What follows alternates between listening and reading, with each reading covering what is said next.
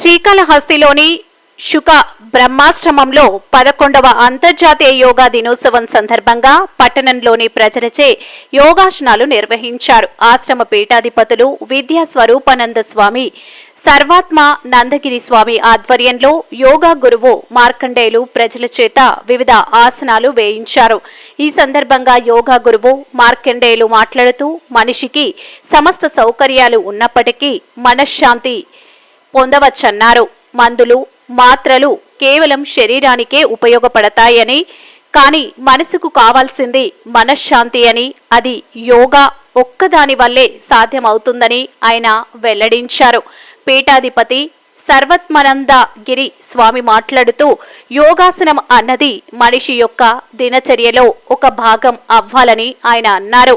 మనిషి యొక్క స్వరూపాన్ని తెలుసుకోవడానికి యోగా ఎంతో ప్రాధాన్యత అయిందన్నారు.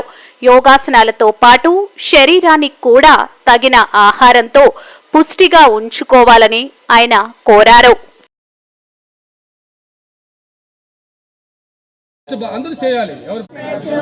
అనంతమైన సుఖం సాధించుకోవడానికి మనం సంపాదించుకున్నాం. చాలా ఖర్చు పెట్టి, పుణ్యం అనే ఖర్చు పెట్టి ఈ శరీరం సంపాదించాము. ఈ శరీరంతో అనంత సుఖము, అనంతమైన ఆనందం మనం సంపాదించుకోవచ్చు. ప్రపంచంలో అంతకంటే ఎక్కువ నిరతిశయ ఆనందం అంటారు. ఈ శరీరంలో 72,000 నాడులు ఉన్నాయి. ఆ నాడులన్నీ కూడా సరిగ్గా పనిచేస్తుంటే శరీరం యోగ్యతగా ఉంటుంది. ఈ యోగా అభ్యాసం ద్వారా శరీరాన్ని మంచిగా దృఢంగా యోగ్యంగా పెట్టుకొని తర్వాత ఆ శరీరం బాగుంటే ఆ మనసుని సాధన చేసుకోవడానికి ఈ యోగం అనేది ముఖ్యంగా చాలా అవసరము.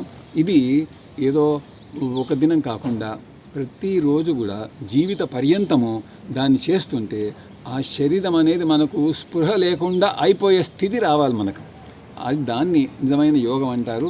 ఆ తర్వాత మన స్వరూపాన్ని తెలుసుకోవడానికి అది చాలా ఉపయోగపడుతుంది. మన స్వరూపమే ఆనందం. ఆ ఆనందాన్ని చేరుకోవడానికి ఇది సాధనము.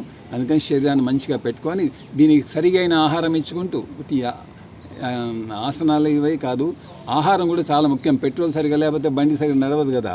అందుకని ఆహారము, విహారము, నిద్ర ఇవన్నీ కూడా సమంగా మంచిగా చూసుకుంటూ ఈ యోగాన్ని సాధిస్తే ఇది మనకు పరమానందాన్ని ఇస్తుంది. ఇది నిశ్చయము చాలా అని పెద్దలందరూ చెప్తారు.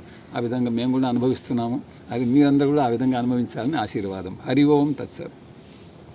ఎడమ చేతిని కుడి పాదం దగ్గరికి ఎంతవరకు వీలైతే కొత్తవాడు కుడి చేతిని చక్కగా పైకి లేపాలి. శ్వాస తీసుకుంటూ వదులుతూ ఉండాలి. శ్వాస తీసుకుంటూ నెమ్మదిగా పైకి, పంచ ముందుకి, ఎడమ వైపు చాలా చక్కగా చేస్తున్నారు. సప్త నెమ్మదిగా కుడి చేతిని కిందికి, ఎడమ చేతిని పైకి. శ్వాస తీసుకోవడం వదలడం మరో రాదు, బిగబట్టు రాదు. వైపు మీ పని మీరు చేయాలి. ఎడమ చేతి కుడి వైపు ఎలా ఉంది, పిక్కలు కుడి పాదాన్ని అడ్డ తిప్పాలి. బాడీ తిరగకూడదు. తూర్పు వైపే